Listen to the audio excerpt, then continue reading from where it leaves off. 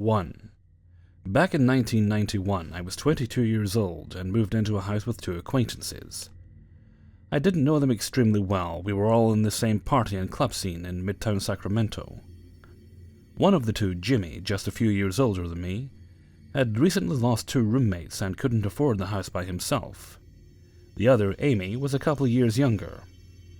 Right away, I wanted to meet with the homeowner and make sure my name was on the rental agreement so that I was protected. The house was great, probably built between 1890 and 1910, and it was the predecessor to the California bungalow style. It was similar in the bones, but there were some stylistic differences as it was post-Victorian. It had a deep front porch, a full basement, and a roomy attic. When you walked into the front door, there was a living room to the left, and the first of 3 bedrooms to the right. This was Jimmy's room. If you were to continue straight, there was a dining room, and beyond that a large kitchen. From Jimmy's room, you could walk through another door to the bathroom, and continuing on you would be in Amy's room. So it was sort of a Jack and Jill bath situation. You could get to my bedroom from a door in the kitchen, and there was also an adjoining door between my room and Amy's. The ceilings were high and covered, and the floors hardwood. My rent was $135 at the time. That was my 1/3 portion. Now, I will say that this wasn't the best part of town. During that time, Midtown wasn't as hip and sexy as it is today. We were on the fringes of Alkali Flats, which was a rather neglected area of rundown Victorians and liquor stores. It didn't matter to us, we loved our house. It had character and soul. As it turns out, our roommate Jimmy was a little crazy. In hindsight, I think he might have been struggling with the beginnings of mental illness, which was probably being exacerbated by the use of street drugs. He fancied himself a practitioner of witchcraft and collected a number of strange items in his midnight wanderings. Sacramento is a town that boomed as a result of the gold rush, and the original downtown area is on the river. The area was flooded enough that much of the city started to get built higher up, and there is a whole underground city. Jimmy used to comb through these parts at night and bring home strange things.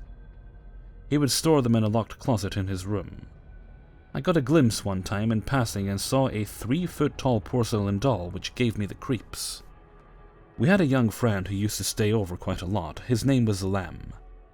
He often slept on our couch or in one of our beds if one of us was out for the night.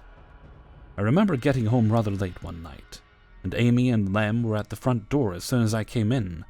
They were clutching each other and shaking. I asked them what was going on, and they said there was a bell ringing in Jimmy's closet. They were pretty shook up, and although we could walk into Jimmy's room, we couldn't open the closet.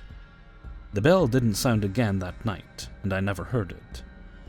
I believed that they heard it, though. Being in the house was a strange experience, because when Jimmy was there, he was often casting spells and burning herbs, and talking about hidden meanings if a door were to close a certain way, or if a breeze came through the window. He also became increasingly paranoid that Amy and I were plotting against him. At one point he even told us to get out of his house. I reminded him that Amy and I were on the rental agreement and had a legal right to be there. There was another occasion when Lem was napping in Amy's room. He came out flustered and horrified. He said he felt someone sitting on the bed and pulling up the covers to tuck him in, and when he opened his eyes to thank whomever it was, nobody was there. We laughed at him and said it was probably a nice grandma ghost who was tucking him in. The last event that convinced Amy and I to leave that house was not funny. I was in bed sleeping, she was in her bed sleeping, and I suddenly felt as though something was tapping lightly on my mouth. I opened my eyes, and though I was totally awake, I couldn't move. I was paralyzed. I could see in the corner of my ceiling soft flickering, and it felt as though I was stuck for several minutes. When I could finally move, I bolted up and ran to the door that adjoined my room to Amy's, and as soon as I opened it, she was there. She threw her arms around me and was crying. She said something had climbed on her. It had pinned her down, and was choking her, and she couldn't move and couldn't fight it. In the midst of this, the phone started ringing. These were the days of landlines and loud rings. I picked it up, and it was Jimmy. In a very savage voice, he said, "Someone told me I don't live there anymore." The line went dead, and he never called back. Amy and I made arrangements to move very quickly. I don't know what was happening there. I don't know if it was spirits or if it was conjuring. It may be utterly unrelated, but we were just 1 block away and a few years after the Dorothea Montalvo Puentes murders. It could be there were some unsettled spirits in the neighborhood. I also don't know what happened to Jimmy. I have a feeling he may not have fared very well, and I'm sad for him. I've told this story over the years, and I'm not sure it's as scary in the telling as it was in the living. 2. I live in the suburbs outside of New Orleans. When I was 12 years old, my parents rented a house for our family of 7 behind my middle school where we were remodeling a bigger house. It was as average as ranch houses in the 90s come. Nothing significantly creepy or out of the ordinary.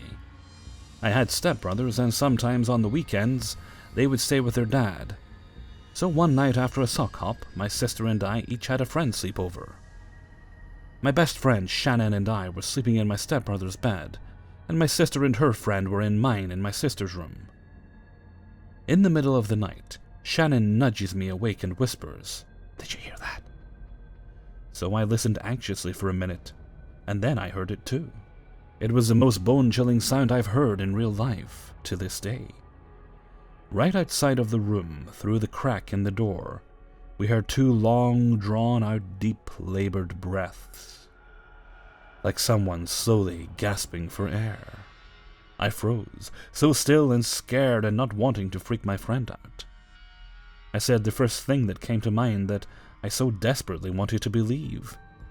It's probably my sister and her friend playing a prank on us. Just go back to sleep. The next morning, aggravated, because remember, I'm trying to convince my 12-year-old self too, I approach my sister and say, "Thanks a lot for the prank y'all pulled last night." Confused and annoyed, she says she has no idea what I'm talking about.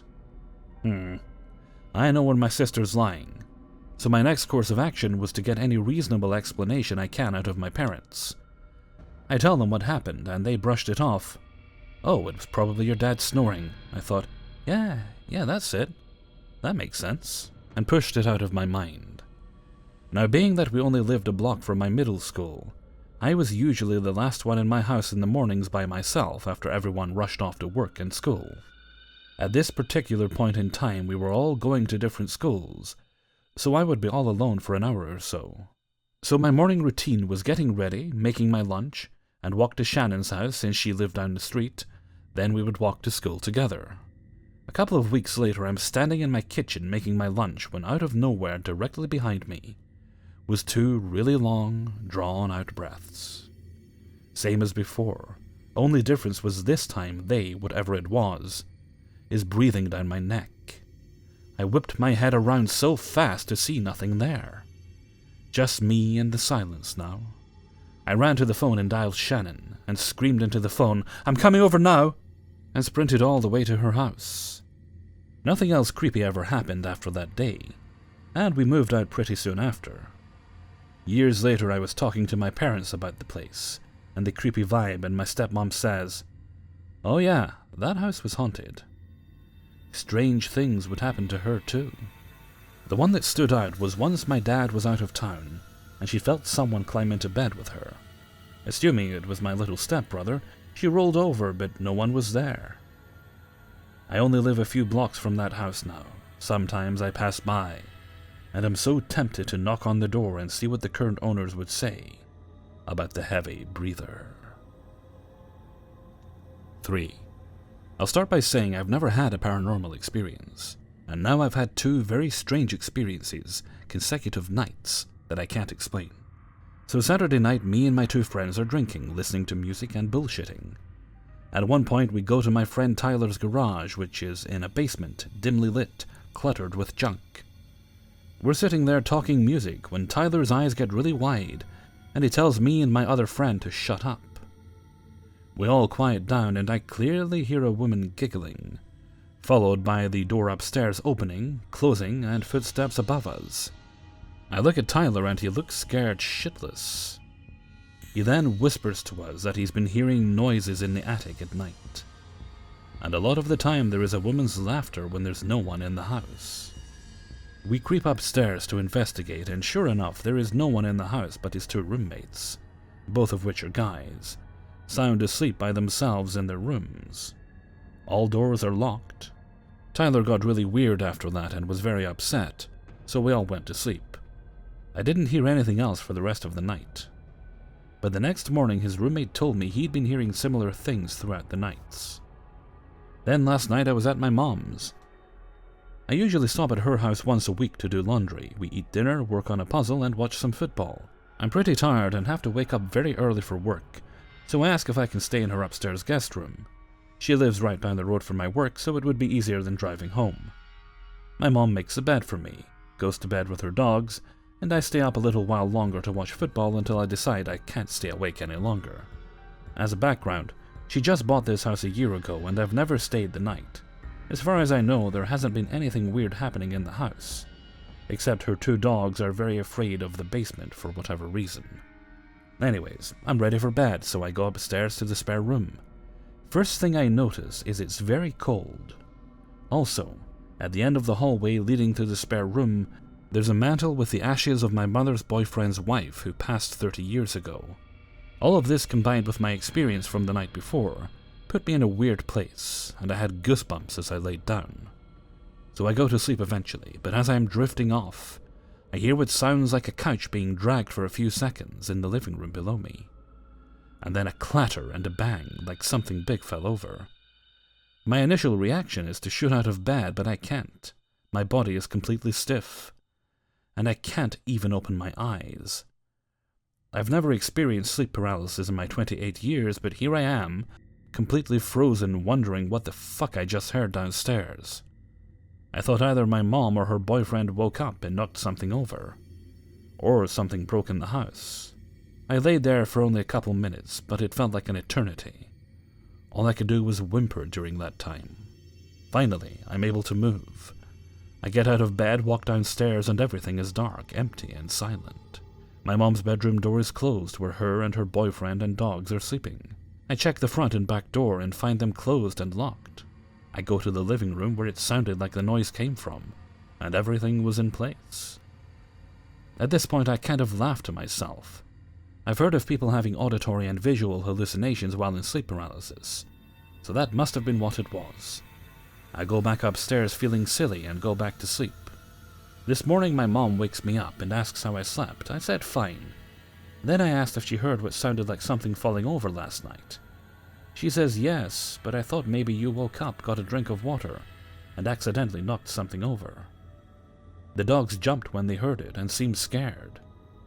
I told her it wasn't me, and I thought it was her boyfriend, or the dogs. She said everyone was in bed. Strange. We go down to the living room and I see something I didn't notice last night. In the middle of the floor there's a little plastic circle. Turns out it's the knob for the light dimmer switch from her computer room. Nobody has a clue how it got there. We didn't have a chance to talk about it much, as I had to head out and run to work. As I said in the beginning, I have never experienced anything I'd consider paranormal. But these last 2 nights have me scratching my head. I feel like there might be a perfectly logical explanation for everything, but I have no idea how these things happened. If anyone has ideas, please let me know what you think. 4. So about 2 months ago, I got a phone call from my father, who explains to me that he had gone to the doctor and was diagnosed with stage 4 hepatocellular carcinoma, liver cancer. The diagnosing doctor informed my father that he has 4 to 6 months to get his affairs in order. While discussing this with him, he was rather positive, and said that he was a little surprised by the diagnosis, but he was going to continue to be positive and fight it. My father told me that he honestly didn't feel any different than he did before and felt relatively well. No physical indications at the time. About 3 weeks after his diagnosis, my wife was telling me that she had a weird dream that my dad was in, but she didn't really go into any details, as I didn't ask. The following day I get a call while I'm on the ship from my father's wife, telling me that I need to come home as he went downhill drastically almost overnight, and was now in a wheelchair and rushed to the hospital. I get everything in order and get off the ship, heading directly to the hospital. When I walk into the room, the sight of my father was shocking from the last time that I had seen him just 4 short weeks before. He literally looked like a skeleton in his skin, except for his abdomen, which was extremely bloated. His face was severely sunken in. He couldn't seem to focus or control his eye movement well, so his eyes would roll back or an eyelid would fall and cover half of his eye. He was very cognizant, and was also aware that he was hallucinating at times, very weak, etc. I know he wouldn't last long, so I decided I would stay in the hospital with him. The next day my wife was coming up to the hospital to visit, and as soon as she walked in the room, she burst out crying. I tried to talk to her, but she didn't seem like she could keep it together. She didn't stay long as she had to go to work, and also didn't want to upset anyone. The next day, my father passed. He was given 6 months, and lasted about 3.5 weeks. After she left, she called me and wanted to talk to me about her dream that she had told me about. She said that in her dream, she was at her mother's house, in the backyard, and there was this pale white lady dressed in white hair, and no color in her eyes, following her around the yard. My wife said she felt a little panicked, and the lady finally cornered her, leaned back as to press out her chest, and as she did this, the lady's chest opened up, and all of these spirits started flying out of her chest. My wife said the spirits were basically faces with a wisp tail that were filling the area, and then one of the spirits came straight at her and hovered in front of her. It was my father. She said the spirit didn't say anything at all, but it looked exactly like my father did in the hospital. Sunken face, mouth open, eyes disheveled, etc. She said that when she woke up, she knew he was going to die very soon.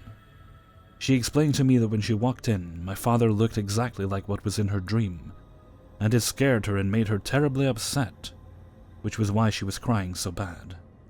My wife hadn't seen my father in a very long time, and he looked perfectly fine back then with no issues.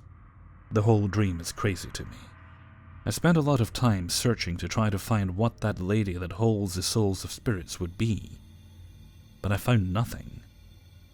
If you have ever heard of anything similar or know anything, let me know. 5. So a little background. I was very close to my grandparents on my mom's side.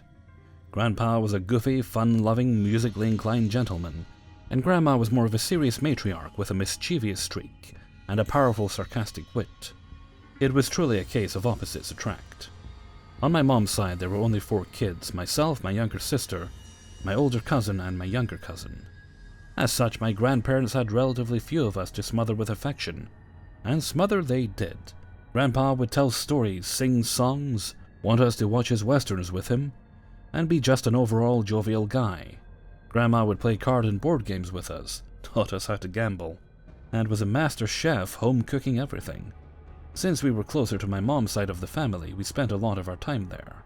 If our parents went off on a trip when we were younger, we spent the night. I have slight bouts of depression, and Grandma was one of the few people I felt comfortable enough venting to. In 2009, my grandpa had a stroke. He survived, but he lost the ability to use his right hand and needed a walker or wheelchair.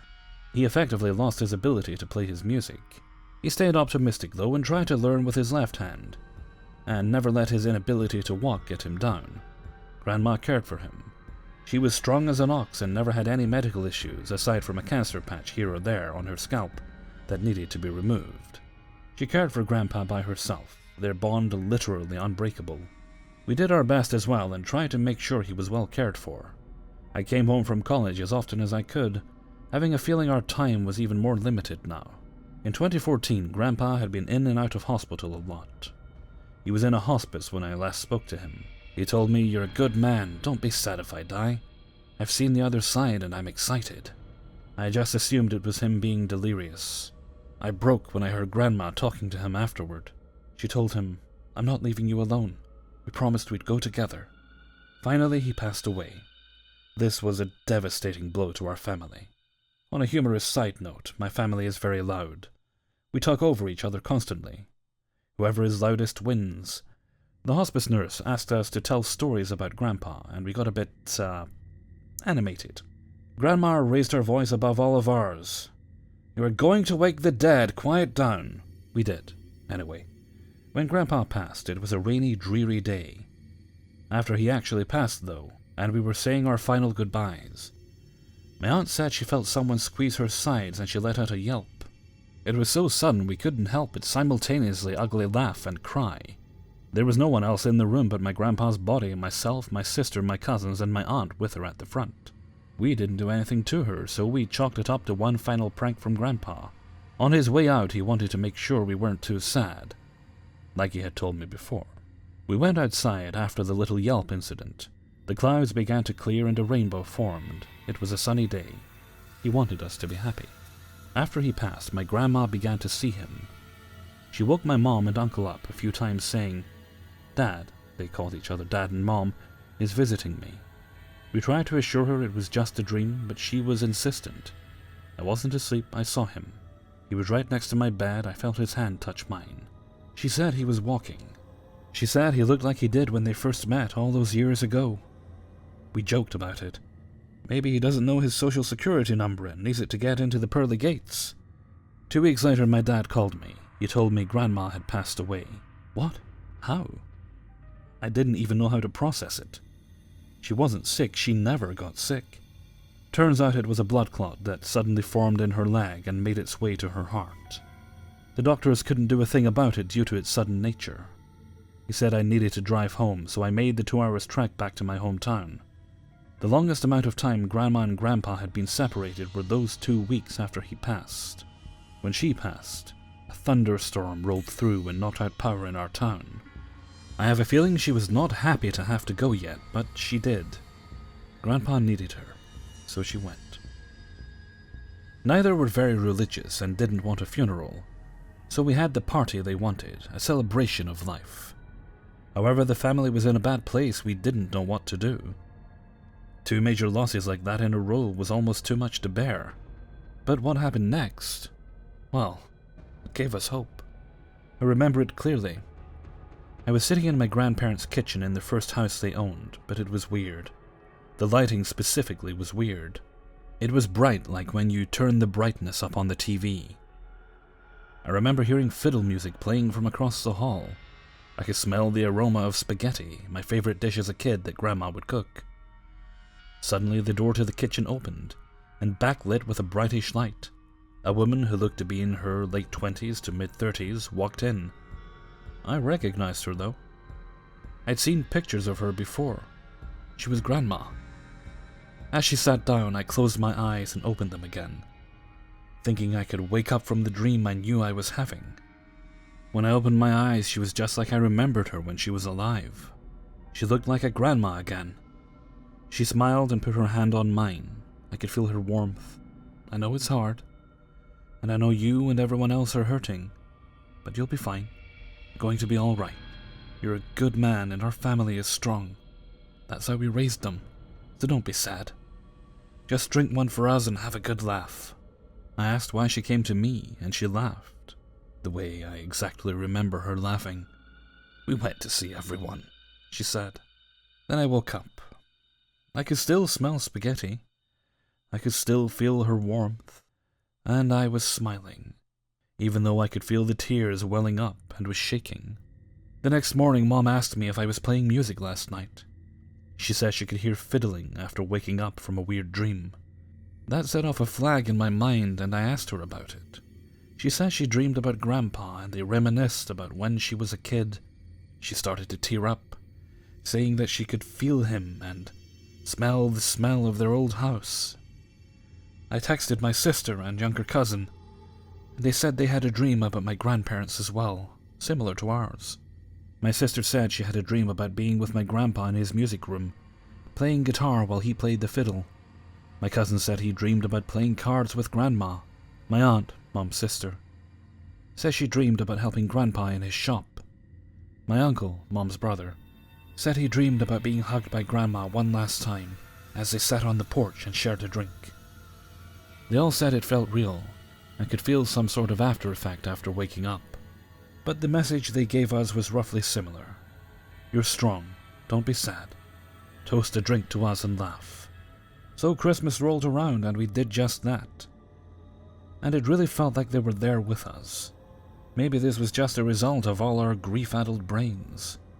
trying to make sense of two tragic events, but I like to believe it was more. It was a weird occurrence that I can't really explain, but I'm happy it happened. It gave us closure. It helped us heal. And we as a family are stronger because Grandma and Grandpa visited us one last time. Hey everybody, Hellfreezer here, and thank you very much for listening to 5 True Paranormal Stories, episode 110. And thank you very much to everybody who allowed me to use their stories in this video. And if you have any advice for the people in this story seeking advice, you can either leave it in the comments of this video, or there are links, as always, in the description that go back to the original post. You can click on over and leave it there if you'd like to. Okay, and with that I think I'm going to head off for now. So until next time, thank you very much for listening, and take very good care of yourselves.